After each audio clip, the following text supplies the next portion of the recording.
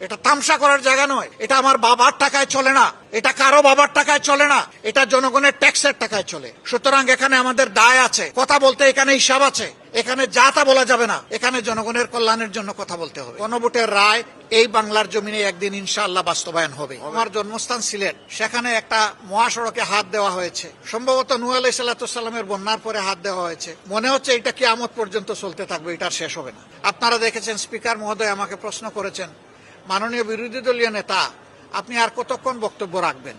আমি বলেছিলাম সারা রাত দিলে আমি রাজি আছি। তো সারা রাত তো আমাকে দিবে না।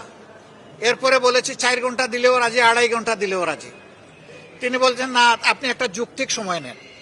আমি বলেছি যে আমি যুক্তি দিয়েই যৌক্তিক সময় নেব। যখন এই অধিবেশনের সময় নির্ধারণ করা হয়, সরকারি দলের প্রতিনিধিরা বলেছিলেন 42 ঘন্টা, আমি বলেছিলাম 50 ঘন্টা। পরে ওইটাই ঠিক হয়েছিল যে 50 ঘন্টা আলোচনা হবে। 8 ঘন্টা বেশি আলোচনার প্রস্তাব দেওয়ার কারণে ট্রেজারি বেঞ্চ অর্থাৎ সরকারি দল থেকে আমাকে খুঁটা দেওয়া হয়েছে এই সংসদের ভিতরে। যখন খুঁটাই খাইলাম তখন পুরো সময়টা কি আমার পাওনা নয়? সেই হিসাবে তো 8 ঘন্টা আমার বক্তব্য রাখার কথা। ঠিক আছে, আমি এত সময় রাখবো না, আমি শেষ করে দিচ্ছি। আরো 3টা জিনিস আমার বক্তব্যে আসা উচিত ছিল বলে আমি মনে করি। একটা হচ্ছে ভুলার উন্নয়ন। আমি ভুলার উন্নয়নকে ভুলার উন্নয়ন হিসাবে দেখি না, আমি ভোলা জেলার উন্নয়নকে বাংলাদেশের উন্নয়ন হিসাবে দেখি। আল্লাহ রাব্বুল আলামিন এখানে এত নিয়ামত খনিজ সম্পদ দিয়েছেন, যদি এইটাকে আমরা সঠিকভাবে কাজে লাগাতে পারি, এর উন্নয়ন করতে পারি, গোটা বাংলাদেশের চেহারা বদলে যাবে ইনশাআল্লাহ।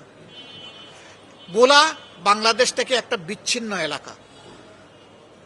ভোলার সাথে আমাদের কোনো রোড যোগাযোগ নেই, একমাত্র যোগাযোগ ব্যবস্থা হচ্ছে জলপথ।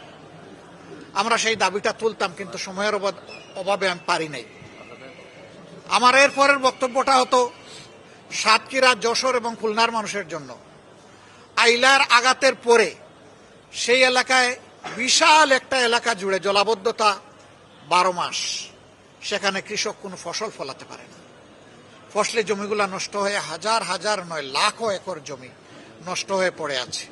আমি ওই কথাটাও বলতে পারি নাই। আপনাদের কথা আমার হৃদয় জুড়ে এত বেশি দখল করে নিয়েছিল যে এইটা বলতে গিয়ে আমি বাকি সব বলতে পারিনি।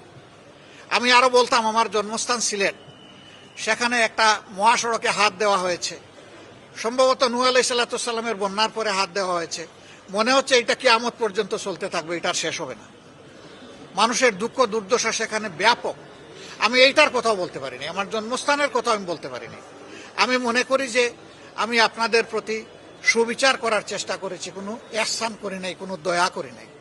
এটা একজন জাতীয় দায়িত্বশীল নেতা হিসেবে এটা আমার উপর আপনাদের পাওনা।